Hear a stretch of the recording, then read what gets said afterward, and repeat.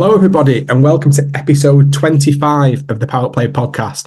I'm Jordan Shannon, and as always, I'm joined by my co-host, Kieran Powell. How are you, Kai? Extremely jet lagged, but I'm all right. How are you? Yeah, I'm good, thank you. So when did you get back to the UK? Around one-ish yesterday afternoon, like several delays, and it was a whirlwind sort of thing because I had to go from Trinidad. I went to St. Kitts because I had to go to the bank to do something. So I literally spent 3 hours in St. Kitts, just went to the bank, got something notarized by a lawyer there, and then back to the airport. Went to Miami, thunderstorms in Miami, landed late after leaving St. Kitts an hour late. Flight delayed back to UK, left there 3 hours late, and then I was traveling for something like 28 hours or something nonstop. Oh God, it sounds chaos. It sounds like a friend of mine. He was stuck in Dubai airport for the best part of like 23 to 24 hours. It sounds similar to what you went through. Was that through the flooding and stuff? Yeah. Funny story on that. When that happened, everyone's like, "Oh my God, have you seen what happened in Dubai? You seen what happened in Dubai?" The boys go, "Alzari Joseph stuck in Dubai." Everyone goes, "What do you mean he's stuck in Dubai?" I think they had like a 4-day break or something, and he must have went to Dubai to play golf. Right. And got stuck in Dubai through No. flooding. So I think he's probably back in India now, but he was stuck there for a bit. Imagine that. Sorry, I can't make training today. I'm stuck in Dubai. Oh my God. It's like when Dennis Rodman used to not turn up for the Chicago Bulls, but in slightly different circumstances. He was stuck in Vegas. Yeah, exactly. That was funny. No, but yeah. So thankfully, obviously in Dubai, it's settled down nicely. And gratefully, you're back in the UK, and hopefully you'll get suited to the time zone in no time. Yep, 100%. Things seem to be obviously there's not much in terms of a cricket front right now. No. So settling back into the time zone should be relatively easy. Not having to go back to the Caribbean and switch time zones again. So no, and obviously it didn't work out in your favour in this time. But what is your reflection in terms of the 4-day campaign?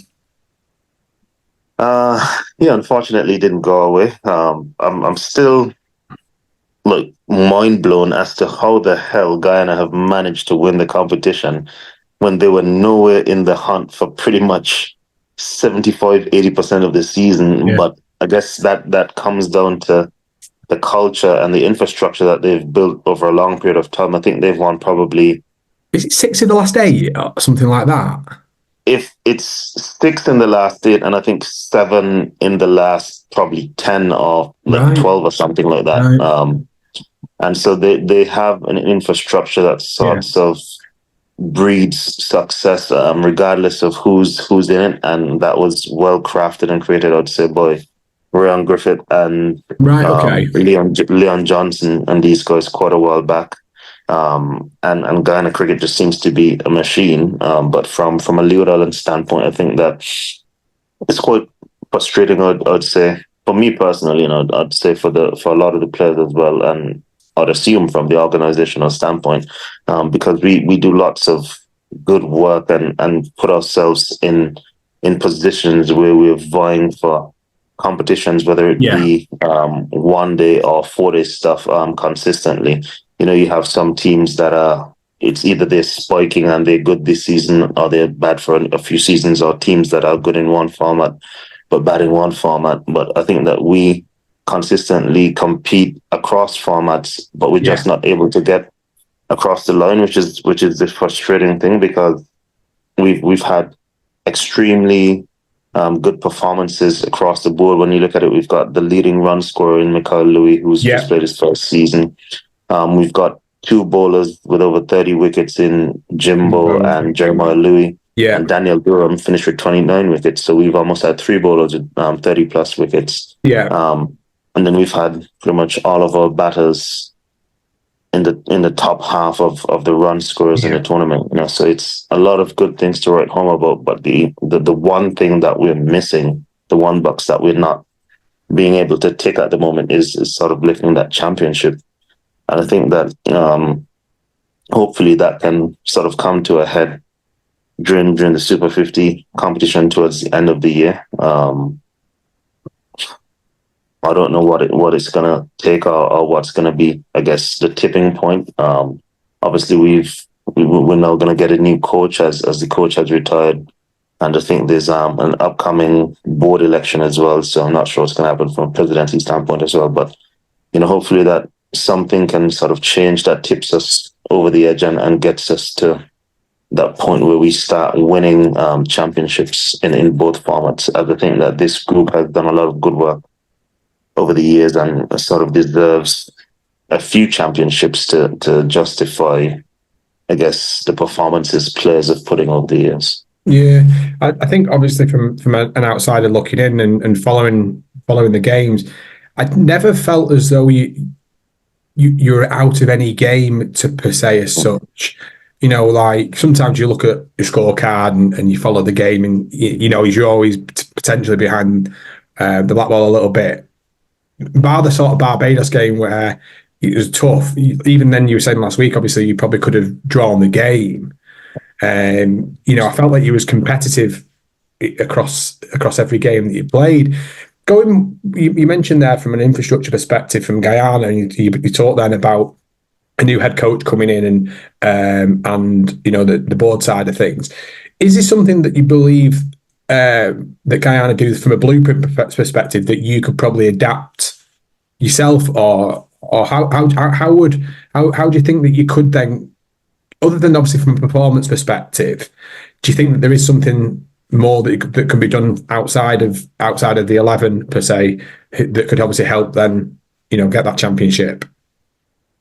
100%. There are loads of different things that I think that we can do. Simple things as having Leeward Islands tournaments, whether it be a 3-day tournament or 1-day tournament, to help prepare the current players, as well as giving opportunities to new players to blood them into the system, and you can sort of have a progression pathway where obviously I'm not 21 anymore, so there's going to need to be another player coming in my slot, as well as a few other players as well. So you can sort of set up contingency plans, as Guyana has done throughout this long reign of success that they've had. They've had multiple players that have sort of moved on, but the end result remains the same. Like, you sort of have the same production, the same output. And that's, I think, basic, like in terms of having tournaments, in terms of having practice facilities that are prepared adequately enough for the standard of cricket that you want to go and play. Access to coaching, high-level coaching throughout the Leeward Islands, consistent programs across the board for all Leeward Islands players of all age groups, regardless of what country they're in, so that when they come together into camps, that there's a minimum standard across the board, that that this person is capable of running at under 15, let's say 30 on a yo-yo test. Each batter here has hit 150 balls a day. Each bowler has executed 30 Yorkers this week, 10 slower balls, whatever the case is. So you know that there's a basic level, a basic structure across the board, and then a coach can take it forward. So, just implementing different things like this throughout the region, and sort of, I guess, starting to professionalize the Leeward Islands structure, as opposed to what it is at the moment. It's still very semi-pro, very amateur in that way, where players obviously have to work that are not in the franchise setup, but it's so much money being involved in cricket nowadays, and so many different opportunities for guys to play. And we're not even talking about high-level T20 franchise stuff anymore. Like, you look at right now in St. Kitts and Nevis, the Cool and Smooth from Antigua has expanded into St. Kitts and Nevis now, and that tournament is taking place. So you have lots of different opportunities for guys to showcase their skills, and it's just giving them the constant opportunities for them to go out and display their skills, and hopefully they can improve with access to better coaching and continue to push, I guess, the franchise forward. I just wanted to quickly ask you about the Cool and Smooth then. What is the mix in terms of of the 11s of each of the teams? From what I've seen, it's basically just a local tournament. Whereas the one in Antigua is a better reflection or representation of what a T20 tournament should be, where you have other players from throughout the other Leeward Islands territories, as well as throughout the other Caribbean islands, and a few international players as well. So that breeds for a higher level of competition. The standard obviously is a lot higher. And therefore the end result, the product is a lot higher, and it improves the standard of cricket domestically in Antigua, as opposed to what I've seen from the first 2 days of the iteration in St. Nevis, which seems to just be maybe one or two Leeward Islands franchise players and lots of guys that play club cricket in St. Nevis. Right. So when Jimbo played in it last year, that was the one that was in Antigua. Yes, correct. Yeah. Right. Okay. Cool. But in terms, obviously, from what was your sort of thoughts on your own performances in terms of the 4-day stuff? Mixed. I'm not gonna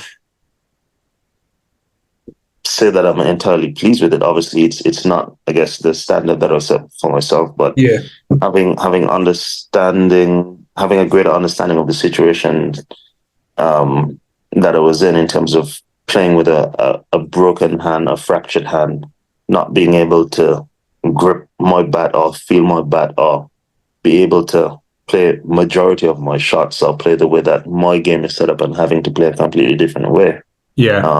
I'd still say I'm happy that I was able to score a century probably on the worst pitch of the season that we played on, and obviously contributed to a few wins here and there, and still being able to go onto the field and make an input in terms of, I guess, tactically how we go about maneuvering and dismissing opposition. So I guess for the fact that I was playing with a damaged hand for pretty much majority of the season, I'd say I'm happy that I was able to contribute. But in terms of overall output, it's not what I would expect from myself, or the benchmark that I set for myself. And I know that it will be a lot better going forward, because I've said to Emma, I feel like a fat old man, and I'm gonna start training pretty much probably next month or something, and trying to get myself into shape, and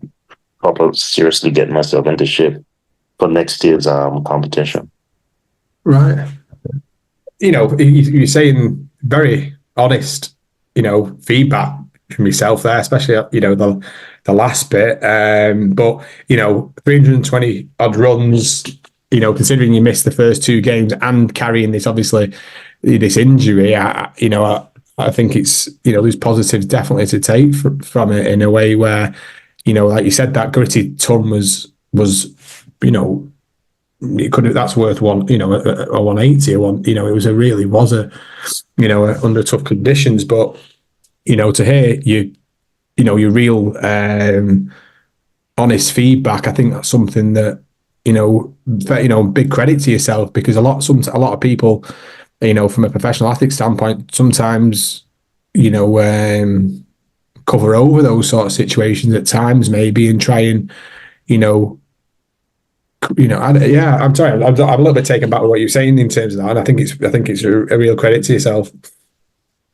No, I'm sort of one that believes that once you decide to play, or once you step over the line, whatever injuries you have or whatever other situations you have going on, that's neither here nor there. You've decided that you're fit enough to play, so you have to go and sort of make the best of it. And so I guess that's all I can say on that front. But I didn't deliver as well as I could have, knowing my capabilities. No, fair enough. And I'm sure over the next few weeks you can keep us up to date with how the injury's going and stuff, and hopefully you can Well, now you'll be able to go to Lords and have your little net that you like to have every now and then as well. Best net facility in the world, I must say. Exactly. Yeah, I'm just nipping to Lords for some throwdowns. So we'll start our T20 World Cup preview per se, as such as and we've gone over England, we've done India, and now we're on to Australia.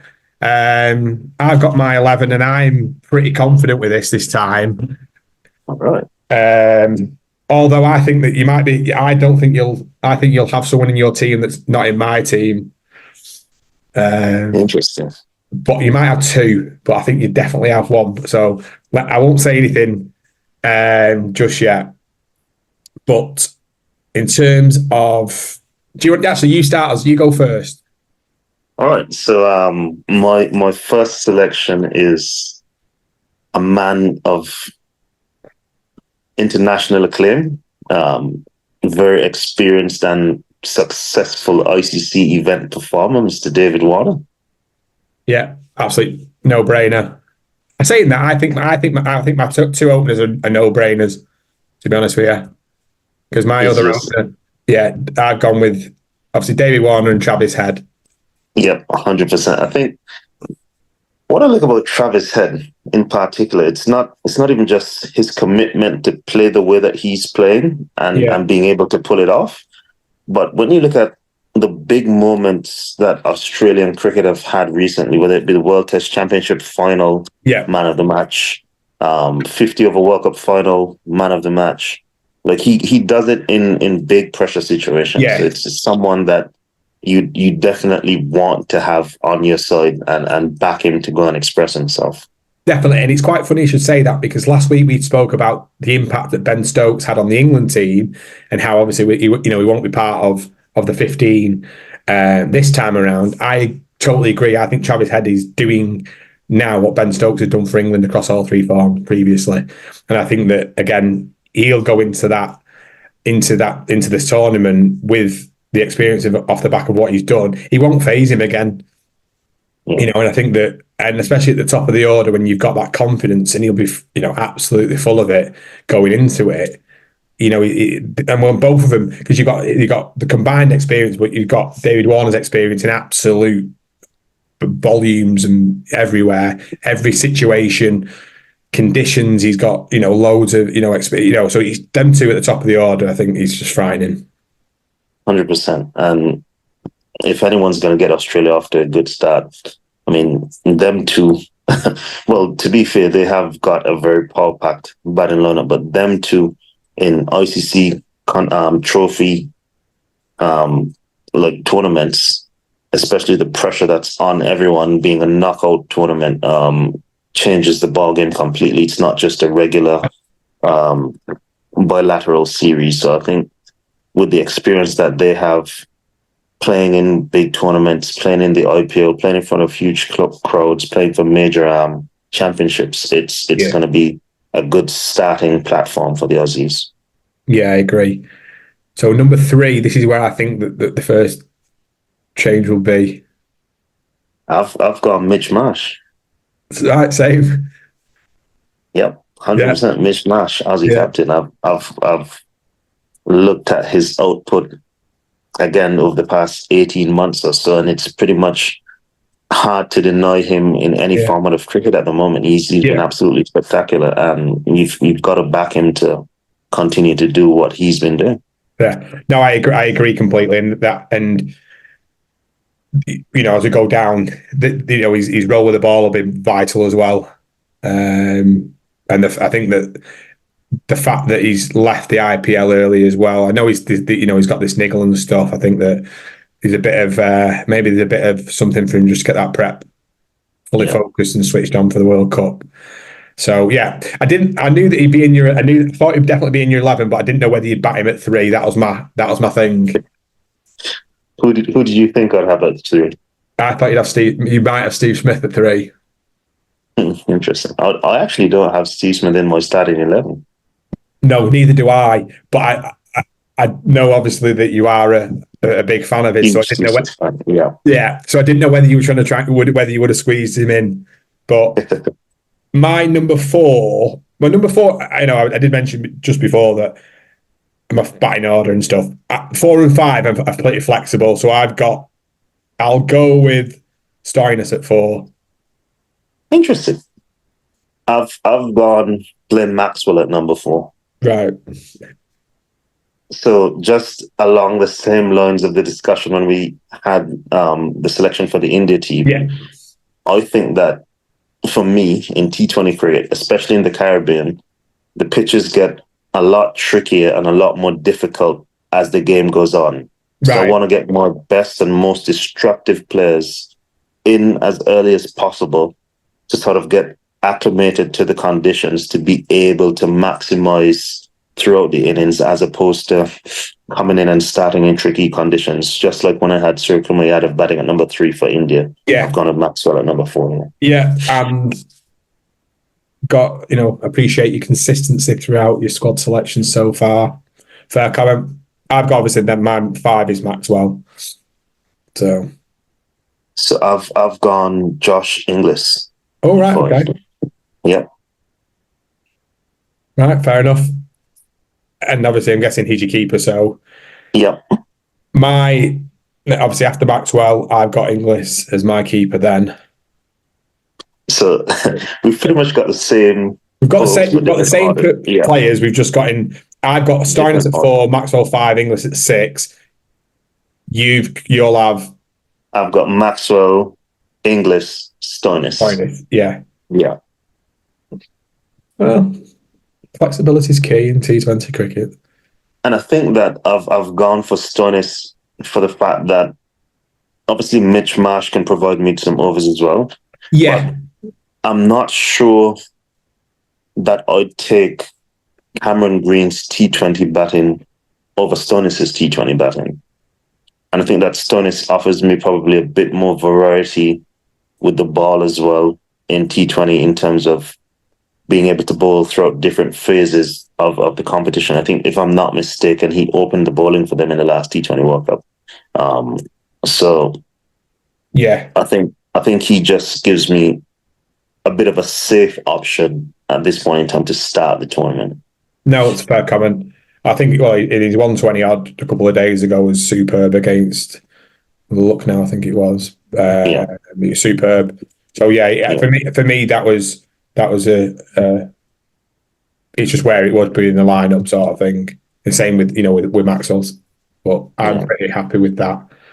Who have you got at 7? Then you finisher. That's it. But who have you gone with? I'm not sure at the moment. That's the only empty spot I've got in my team. Right. Okay. Who have you gone with? I've gone with Tim David. Interesting. Look, they are going to select Tim David. Do you think? I guess it's.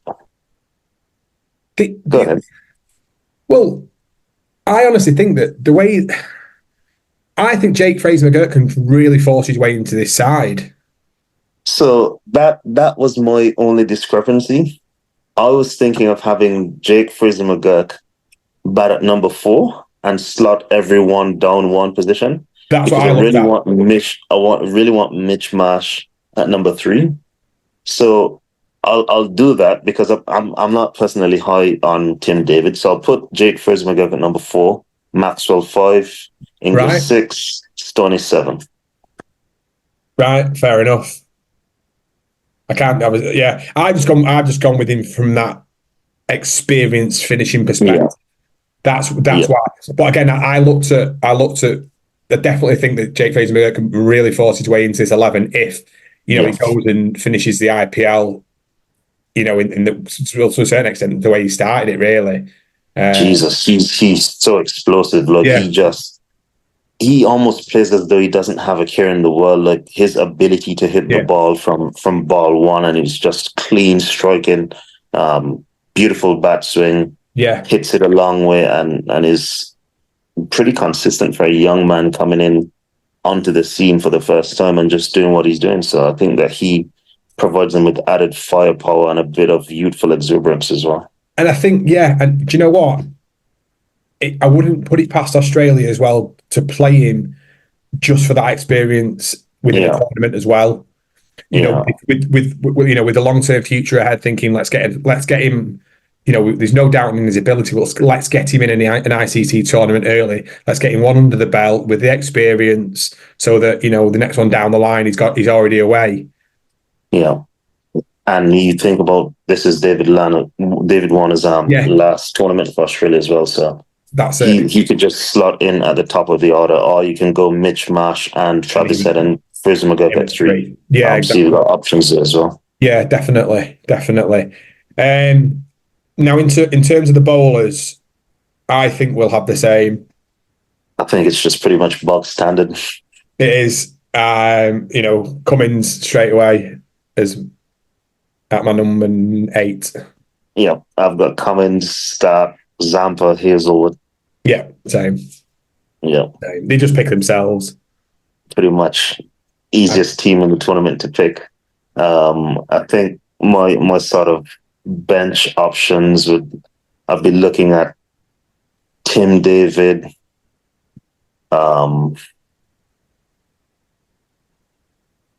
maybe Jason Behrendorff. Right, a bit something different. Yeah, because you've got a few seam bowling all-arounders as well. I don't need to go too heavy. I'm actually not selecting Cameron Green in my team. Right. Okay. So I'll go for Sangha, the leg spinner. Right. Okay. Yeah.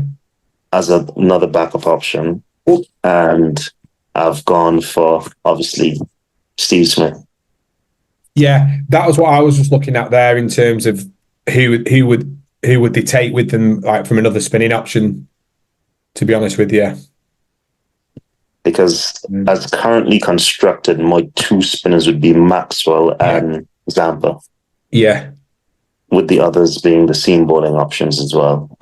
But knowing Caribbean conditions as well as they'll do, I can see them choosing not to play one of those frontline seamers as the tournament goes on, because you've got 2 seam bowling all-arounders that you can sort of mix and match 4 overs out of, and getting another spinner into 11 as well. Yeah. No, I think. So, who would you say your other spinner? Sorry, I missed that. Who would you say your other spinner would be? Sangha, that leg spinner from New South Wales. Yeah. Fair shout, that. Really good shout. I was just maybe whether they'd take someone like a Matthew Short to give them a bit of off-spin option potentially, or whether they go with another. Whether they go with, I don't know, whether they go with someone like a Swepson or a Matthew Koeman as the left arms. But yeah, I think that'd be maybe the only, you know, as strong as that 11 is, and like, you know, England's and Indies have both been, you know, really, really strong. That, you know, when they bring in that second spinner, potentially if conditions suit, whether that be where a real good side would target that 4 overs for them. Yeah, 100%. And again, the reason I've gone for another leg spin as opposed to an off spin is that he can spin the ball and threaten both edges. Googlies, leg breaks, all of that sort of stuff. Yeah, definitely. Whereas an off spinner can sort of get lined up by a right hander. Unless he's got some side Ajmal up his sleeve. Yeah, not many seem to do that. But I think, you know, we did speak on this last week. The thing with Australia is similar to what we spoke about from a New Zealand side of things. They just have this knack when it comes to ICC tournaments. They have that mentality, and it's, you know, full throttle, and they just know how to get a win. I mean, by far they're the benchmark in international cricket in terms of tournament play. They don't. I mean, New Zealand, you'd say probably along with Australia in terms of getting to knockout stages, semi-finals, finals, etc. But Australia stand on their own when it comes to championships and the amount of trophies that they've been able to win. I mean, they've won literally everything the ICC's put in front of them: World Test Championship, T20 World Cup, 50 over World Cup. And they just, even when you don't think that they're sort of favourites are amongst the teams that should be getting far, they always tend to find a way regardless of if they're in transition or not. The Aussies always find a way to get deep into tournaments. So it's definitely not a team that you can write off. And casting my mind back to the T20 World Cup final in 2010, it was England versus Australia as well. Yeah. So they would be taking confidence away from the fact knowing that they've gotten to 2 World Cup finals in the Caribbean before, in 50 over World Cup in 2008 as well. Yeah. And the other thing as well is I think you've obviously Mitch Marsh has gone back now, but you look at the players that Australia have got who are playing in the IPL as well. So they're going to be coming back straight from, playing T20, a T20 tournament, but obviously under the tricky sort of situation and quality that's over there, they'll be firing. I think that's one benefit they've got. They probably, other than obviously the India, they're probably the nation that's got the most players playing in the IPL at the minute as well. Yeah, 100%. And they're all playing and performing key roles. I think of the Australians, it's probably Mitchell Starc that would be a worry for them, but they know what he does for them in ICC tournaments. He's not been having the best of IPL. Like he's going for quite a few runs, but I mean, different environment, different roles. As we know, like he's probably a lot more comfortable being in the Australian setup, and he has a clear idea of what his role is within that team. And that would have been something he's executed over a decade now. So I'm pretty sure that they're not necessarily too worried by the performances in the IPL at the moment. No, and I think that with the way that he is across all formats, he can be quite streaky, but he also just, with the next game, he could easily just rip out both openers and change it, just completely change the game by doing something like that. So you just, with him, I believe that you've just got to, ride it out and support him and be there, because he's going to come good, because he's not massively dipped in form as such, but he's only around the corner till he goes and produces something special from a spell wise. Yeah, 100%. So I think that I can't really argue with both of our 11s. We've just got a bit of a change in an order. I think that that they'll definitely be up there. I think that with the first three sides that we've done, I would probably say that England are the third on that list at the minute, to be honest with you. I think Australia and India are looking solid. Yeah, it'd be interesting because any of those three will be a compelling World Cup final. That it won't just be only well viewed, but it'll be a highly competitive match. And the pitches in Barbados should be good for cricket as well, especially coming onto the back end of the T20 World Cup, having gone through some games. So it will be interesting to see which teams get far and how far they get based on, I guess, selections, and we can, I guess, match up eventually our teams that we selected versus the actual teams that got selected, and see if the selectors in those countries have been listening and watching the PowettPlay podcast. No doubt. So in terms of the next episode, who should we look forward to picking our 11 and then onto our 15? I think let's go for the mere fact that there's an A team that just gone to Nepal. Let's go to the host nation. Yeah, absolutely. I look forward to that, definitely. I've been intrigued to get your 11 on that, so absolutely. Roll on next week. Well, thank you very much for joining me tonight, and I hope your jet lag, I hope you get back nice and sorted sooner rather than later. But yeah, thank you very much for joining us tonight, and I hope you're all enjoying the PowettPlay podcast. Thank you very much.